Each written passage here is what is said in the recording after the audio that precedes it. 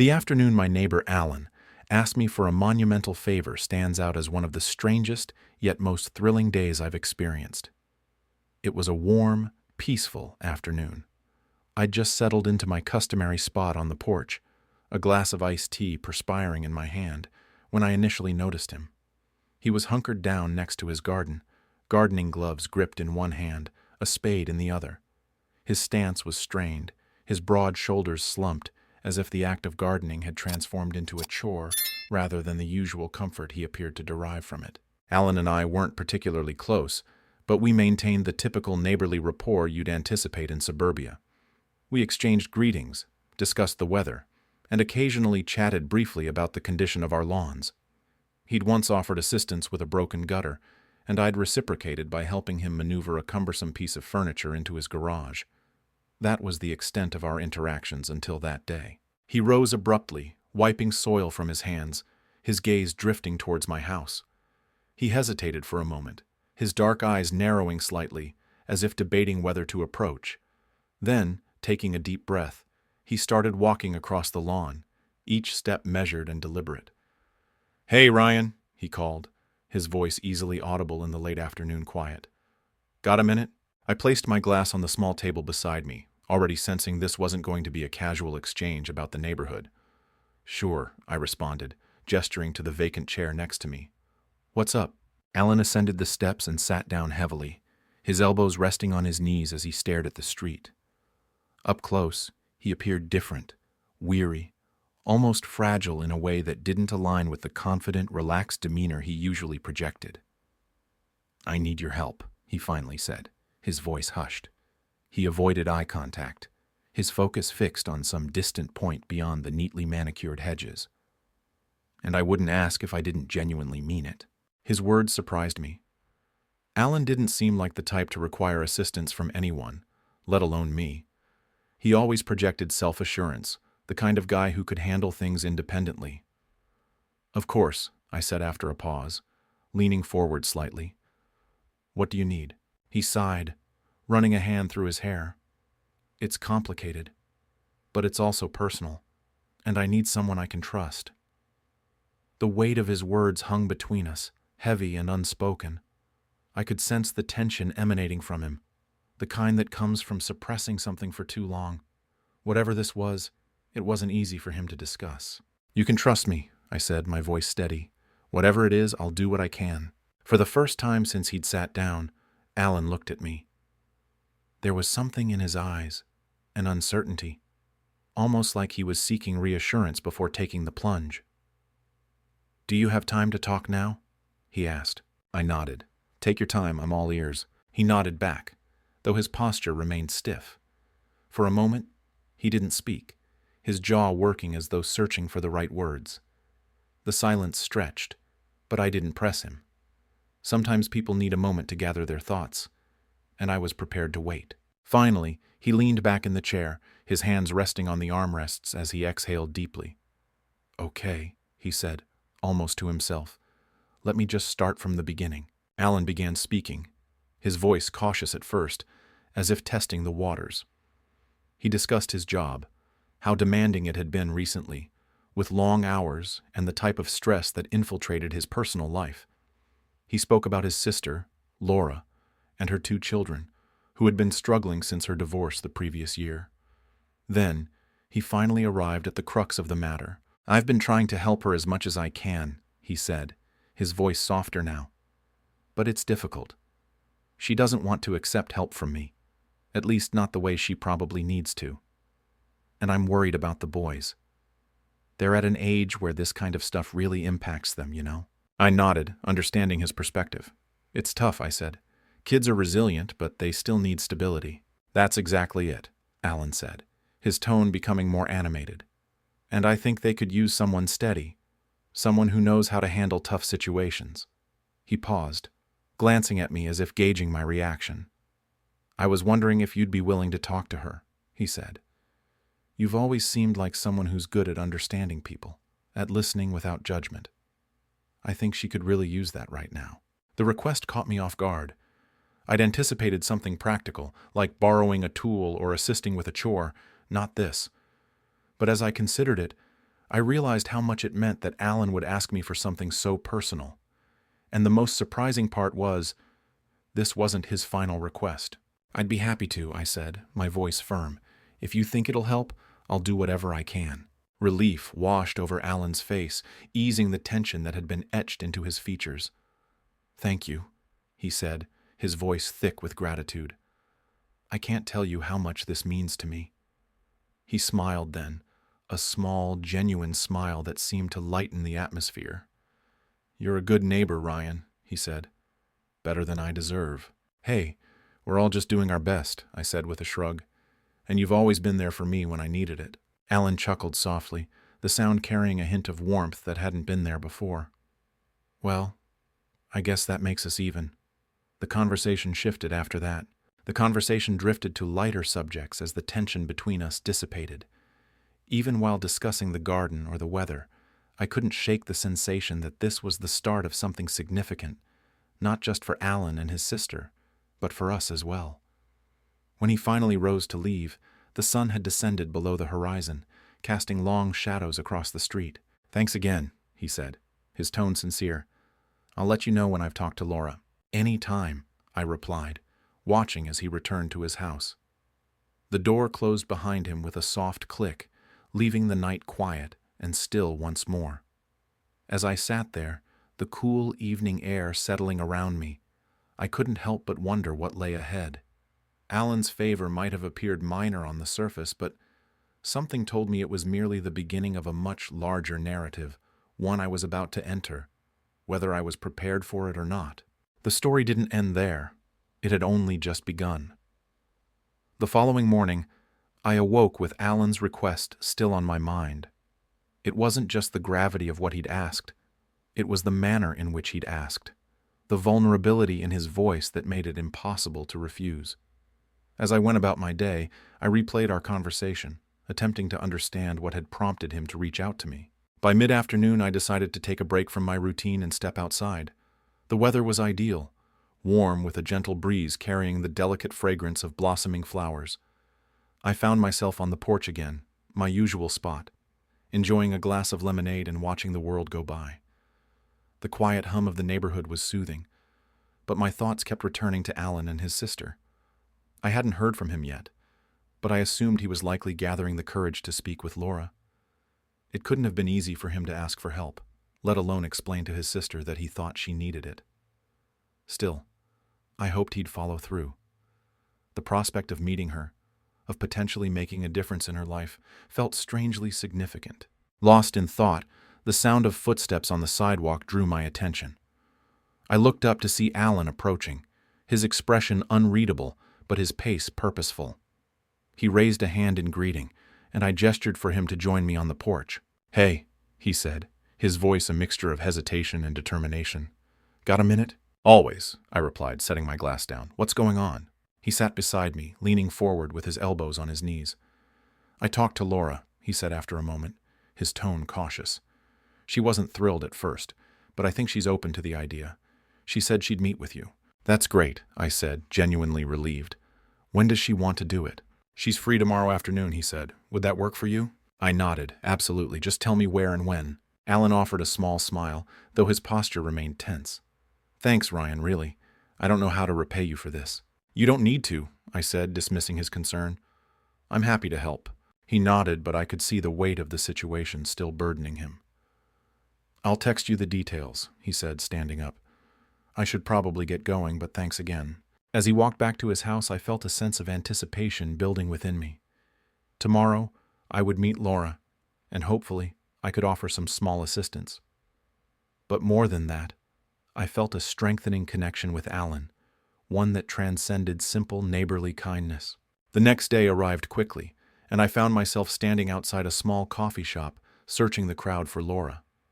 Alan had described her as petite, with dark hair and a kind smile, and it didn't take long to spot her. She was sitting at a corner table by the window, her hands wrapped around a coffee cup as she gazed out at the street. "Laura?" I asked as I approached, offering a tentative smile. She looked up, her expression guarded but polite. "You must be Ryan," she said, standing to shake my hand. "Alan told me a lot about you." "Hopefully all good things," I said lightly, taking a seat across from her.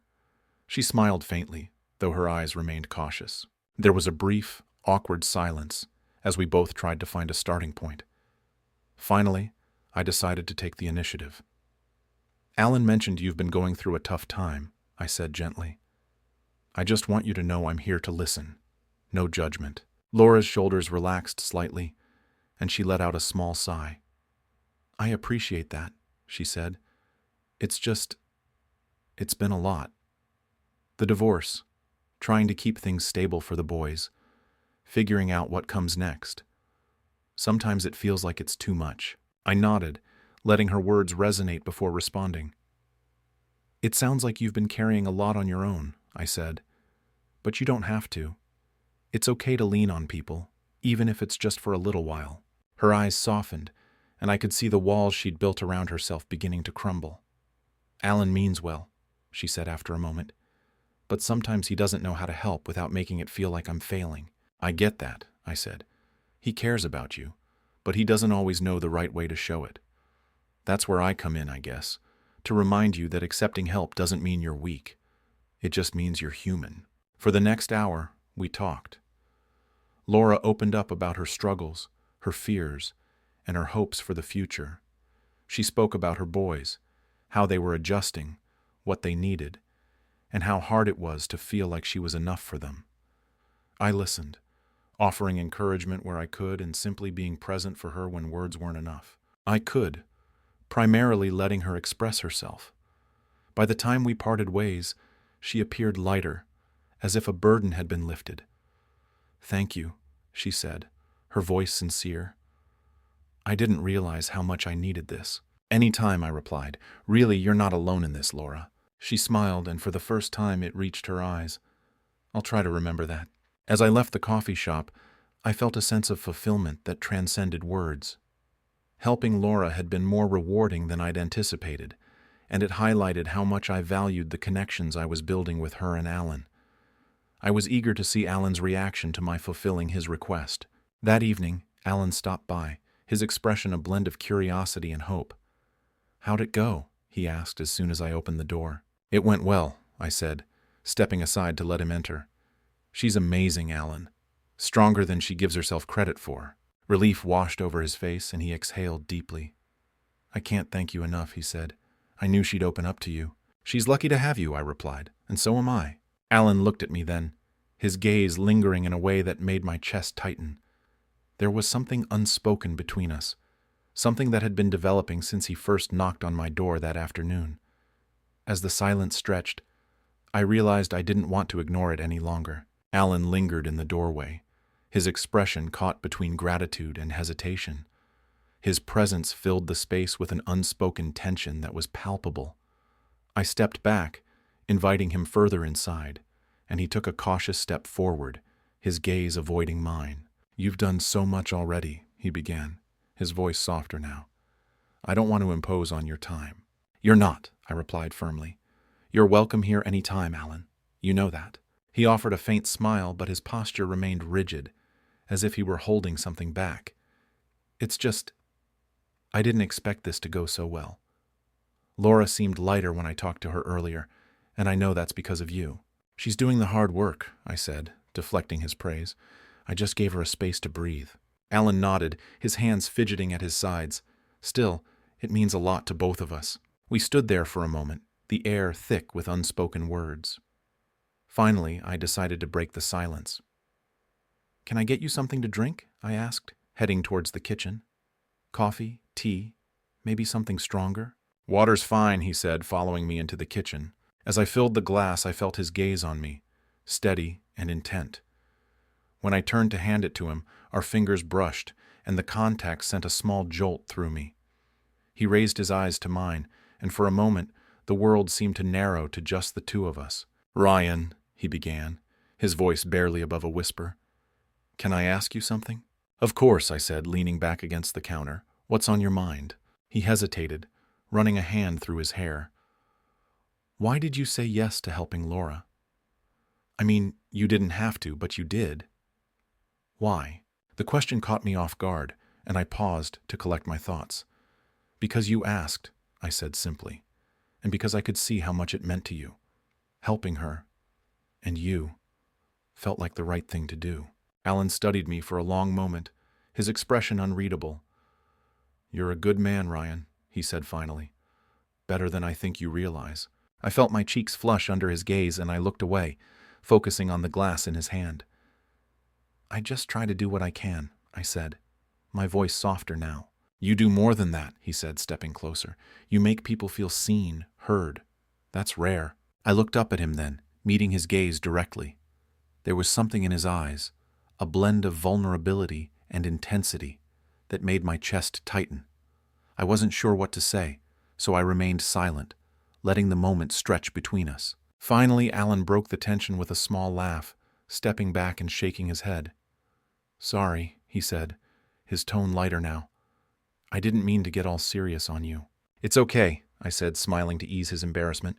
"Sometimes serious is good." He nodded, finishing his water and setting the glass on the counter. "I should probably get going," he said, though his reluctance was evident. "Thanks again, Ryan, for everything." "Anytime," I said, walking him to the door. "You know where to find me." Alan nodded with a smile. "Oh yes, I know. And I will," he said as he left. I couldn't shake the feeling that something had shifted between us. His words, his gaze, the way he lingered. It all felt charged with a meaning I couldn't quite decipher. And as I closed the door behind him, I realized I didn't want to ignore it any longer. I had a feeling something significant was about to happen. The next few days passed quickly, but Alan was never far from my thoughts. I found myself replaying our conversations, analyzing every glance, every word, searching for clues to what he might be feeling. It was frustrating, but also exhilarating, a reminder that life still held surprises, even when you least expected them. It wasn't long before Alan appeared again, this time in the early evening. The sun was setting, casting a warm glow over the neighborhood as he stood on my porch, looking uncharacteristically hesitant. "Hey," I said, opening the door. "Everything okay?" "Yeah," he said quickly, though his tone lacked conviction. I needed to get out of the house. Mind if I join you for a bit?" "Not at all," I said, stepping aside to let him in. He followed me into the living room, and we settled onto the couch. The atmosphere between us was charged with an unspoken energy, was charged, yet comfortable. For a while, we discussed trivial matters, the weather, work, the latest neighborhood gossip, but an undercurrent of tension persisted, which neither of us seemed ready to address. Finally, Alan leaned back, exhaling deeply. "You know," he said, his voice softer, "I've been thinking a lot about what you said about not having to do everything alone." I held my breath, my heart pounding with anticipation. "And I think you're right," he admitted. "But it's hard letting someone in, letting them see the parts of you that aren't perfect." "Alan," I said gently, turning to face him, "you don't have to be perfect. No one does. Sometimes the best connections come from showing the messy, vulnerable parts of ourselves." He looked at me, his expression open yet hesitant. "That's easier said than done," he said softly. "I know," I said, "but I'm here if you're ready to try." The words hung between us, heavy with meaning. I could see the internal conflict in his eyes. But then, slowly, he nodded, a small smile playing at the corners of his mouth. "Thanks, Ryan," he said, his voice steady but filled with emotion. "That means more than you know." As the evening progressed, the tension between us dissipated, replaced by a quiet understanding that felt more profound than words. We didn't need to say anything else. The connection we shared spoke volumes. And as I sat there, listening to Alan's voice and watching the way his eyes lit up when he spoke, I realized this was only the beginning of something far greater than either of us had envisioned. The next morning I found myself reflecting on the quiet moments Alan and I had shared the night before. The way his voice softened when he spoke about his struggles, the way his eyes searched mine as if seeking reassurance. It all stayed with me, lingering in the back of my mind as I went about my day. By mid-afternoon I was tending to my garden when I heard the familiar sound of approaching footsteps. I turned to see Alan standing at the edge of my yard, his hands tucked into his pockets, a tentative smile on his face. "Am I interrupting?" he asked, his tone light but with a hint of uncertainty. "Not at all," I replied, wiping my hands on a nearby towel. "What brings you by?" He hesitated for a moment before stepping closer. I figured I owed you a proper thank you for everything you've done for Laura. And for me. There's no need for that, I said, dismissing his gratitude. I'm happy to help. I know, he said, his voice softening. But I still wanted to. I was wondering if you'd let me cook you dinner tonight. My way of showing my appreciation. The offer caught me off guard, but the sincerity in his expression made it impossible to refuse. I like that, I said, smiling. Great, he said, his shoulders relaxing slightly. How about 7? My place? Perfect, I replied, my heart already racing at the prospect. That evening I found myself standing outside Alan's door, a bottle of wine in hand and a nervous energy buzzing through me. I wasn't sure why I felt this way. It was just dinner, after all. But there was an unspoken significance to the evening that I couldn't ignore. Alan greeted me with a warm smile, ushering me inside. The aroma of garlic and herbs filled the air, and I couldn't help but be impressed by the effort he'd put into the meal. The table was set with care, a small vase of fresh flowers adding a touch of elegance to the simple setting. You went all out, I said, handing him the wine. I wanted to make it special, he admitted, pouring us each a glass. You deserve that. His words sent a wave of warmth through me, and I found myself relaxing as we sat down to eat. The food was delicious, but it was the conversation that truly made the evening memorable. Alan opened up in a way he hadn't before, sharing stories from his childhood, his dreams, and even his regrets. It's funny, he said at one point, swirling the wine in his glass. I always thought I had everything figured out, but lately it feels like I'm still trying to figure out who I am. That's not a bad thing, I said, meeting his gaze. Sometimes the journey is more important than the destination. He smiled at that, his eyes holding mine a beat longer than necessary. You always know the right thing to say, he said softly. It's easy when it's the truth, I replied. The atmosphere between us shifted then, the air thickening with unspoken words. Alan leaned back in his chair, his expression contemplative as he studied me. Ryan, he began, his voice low. There's something I've been wanting to say. What is it? I asked, my heart pounding. He hesitated, as if searching for the right words. I've been holding back, he admitted. For a long time, I've been afraid to let anyone get too close. But with you, it feels different. Different how? I prompted, my voice barely a whisper. Like I can be myself, he said simply. Like I don't have to hide. His honesty took my breath away, and for a moment all I could do was stare at him, my mind racing with emotions I hadn't dared to acknowledge until now. You don't have to hide with me, I said finally, my voice steady despite the inner turmoil. I see you, Alan, and I'm not going anywhere. His expression softened, and he reached across the table, his hand brushing against mine.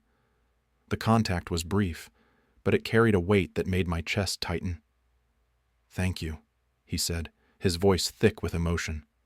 For everything. After dinner we moved to the couch, our conversation flowing as easily as ever, but with a new depth, a sense of vulnerability that made every word, every glance, feel more meaningful. Alan shared more about his fears, his hopes, and the defining moments of his life, and I found myself drawn to him in a way I hadn't expected. At one point, he paused, his gaze drifting to the window where the moonlight cast a soft glow. You've made me realize something, he said, his voice barely audible. What's that? I asked, leaning closer.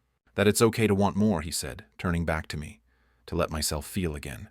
His words sent a shiver down my spine, and I reached out, placing a hand on his arm.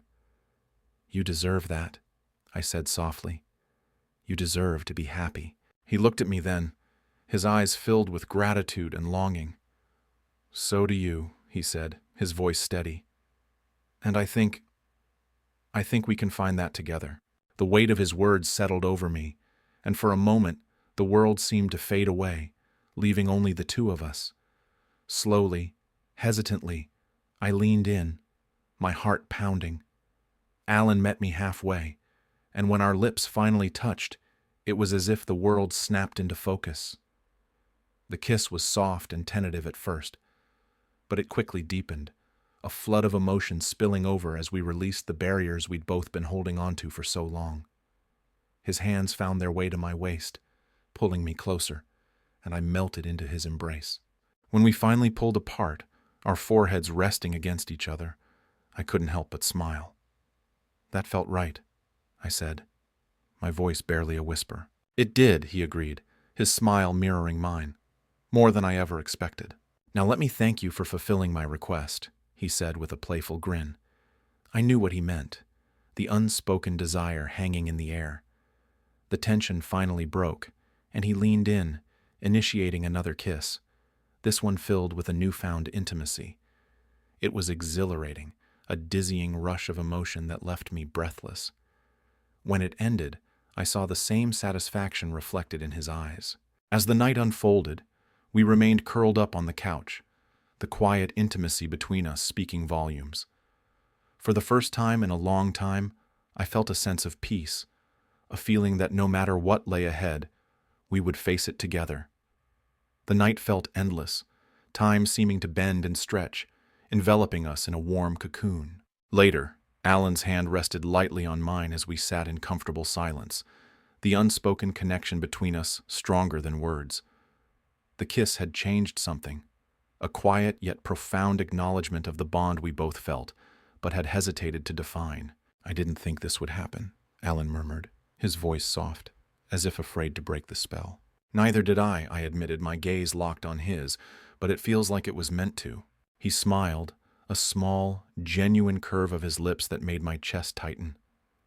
"I've spent so long putting everyone else first," he said, his thumb gently stroking the back of my hand. "I didn't think I'd ever find someone who made me feel like I could be more than just the guy who holds everything together." "You don't have to do that with me," I said, my voice firm despite the emotion welling up inside me. "You can just be yourself, Alan." His eyes softened and he nodded, his grip tightening on my hand. "I want that," he said quietly. "With you." The following days were filled with a newfound lightness, a sense of possibility I hadn't experienced in years. Alan and I spent even more time together, our conversations deepening as we explored the uncharted territory of our connection. It was as if the walls we'd both built around ourselves were finally crumbling, allowing us to truly see each other. One evening, as we sat on his porch watching the sunset, Alan turned to me with a contemplative look. "You know," he began, his tone tinged with hesitation, "I've been thinking about what you said the other night." "Which part?" I asked, leaning closer. "About deserving happiness," he said, his gaze dropping to his hands. "I've always believed that happiness was something you earned by doing the right thing, by being responsible. But maybe it's not that complicated. Maybe it's just about letting yourself feel it when it comes." "That's exactly what it is," I said gently. "Happiness doesn't have to be something you work for. It can just be." He looked at me, his expression filled with a quiet determination. "You make me want to believe that," he said softly. "You make me want to let go of all the reasons I've told myself I couldn't have this." "You can," I said, reaching out to take his hand, "and you don't have to do it alone." The weight of my words seemed to settle over him, and he nodded, a small but significant shift in his posture. "Thank you," he said, his voice filled with emotion, "for believing in me." As our relationship deepened, so did the challenges. Alan's hesitation to fully embrace what we had was understandable, given his history of prioritizing others. But as we navigated those moments of doubt together, I grew even more certain that what we shared was worth fighting for. One evening, as we prepared dinner in his kitchen, Alan turned to me with a thoughtful expression. "There's something I want to ask you," he said, his tone tentative. "Anything," I replied, setting down the knife I'd been using to chop vegetables. He hesitated for a moment before meeting my gaze. "Do you ever think about where this is going? About us?" "All the time," I said honestly, "and I think it's going somewhere incredible." A smile touched his lips, but there was still a flicker of uncertainty in his eyes. "I want that too," he said, "but it scares me. I'd spent so long telling myself I needed no one, that I could manage everything alone. Letting Alan in wasn't easy, I knew." "I know," I said, moving closer and touching his arm. "But you don't need to have everything figured out this instant. We can take things slowly." Alan let out a slow breath, his shoulders loosening beneath my hand. "You make it sound so easy." "Maybe it is," I replied with a slight smile. "Sometimes we're the ones who complicate things unnecessarily." His chuckle was quiet but genuine, and he nodded. "You might be right about that." As the evening progressed, we found ourselves once again nestled on the couch. The soft lamplight cast a warm glow across the room. Alan's arm rested over my shoulders, and I leaned into him, my head against his chest. It was a simple moment, yet it felt significant, a quiet acknowledgement of how far we had come and how much further we could go together. "Thank you, Ryan," Alan said suddenly, breaking the comfortable silence. "For what?" I asked, looking up at him. "For showing me it's okay to want more," he said, his gaze steady, "and for being patient with me while I figure out how to let myself have it." "You don't have to thank me for that," I said softly. "I'm just glad I can be here with you." His smile was small but bright, and he bent down to kiss my forehead gently. "You're something else, Ryan," he murmured affectionately. "So are you," I replied, my heart overflowing as the minutes stretched into hours. We remained there, wrapped in each other's warmth and the quiet comfort of knowing we were exactly where we belonged. It was the kind of moment that transcended words, the kind that spoke volumes. And as I drifted off to sleep in his arms, I knew this was only the beginning of something extraordinary, something neither of us had anticipated, but both of us had deeply craved. What do you think of my story? Let me know in the comments.